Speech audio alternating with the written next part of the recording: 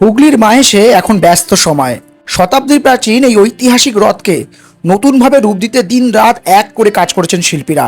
আর কয়েক ঘন্টার অপেক্ষা, তারপরই আবার লক্ষ লক্ষ ভক্তের জয়ধ্বনিতে মুখরিত হবে মাহেশ। কাঠের প্রতিটি অংশে তুলির টানে ফুটে উঠেছে নতুন প্রাণ। রঙের প্রতিটি আঁচড় যেন ভক্তির এক একটি গল্প।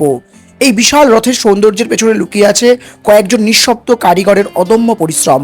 তাদের হাতেই আবার সেজে উঠেছে মাহেশের গৌরব। তুলির প্রতিটি আঁচড়ে আবার নতুন করে সেজে উঠছে বাংলার গর্ব, মাহেশের ঐতিহাসিক রথ।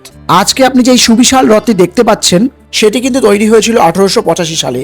দেওয়ান কৃষ্ণচন্দ্র বসুর উদ্যোগে ব্রিটিশ ইঞ্জিনিয়ারিং সংস্থা মার্টিন বার্ন কোম্পানি এই রথটি নির্মাণ করেন।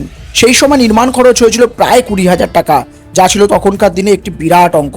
প্রায় 50 ফুট উঁচু, 12টি লোহার চাকা আর 125 টন ওজনের এই রথ আজও বাংলার ঐতিহ্যের এক জীবন্ত প্রতীক।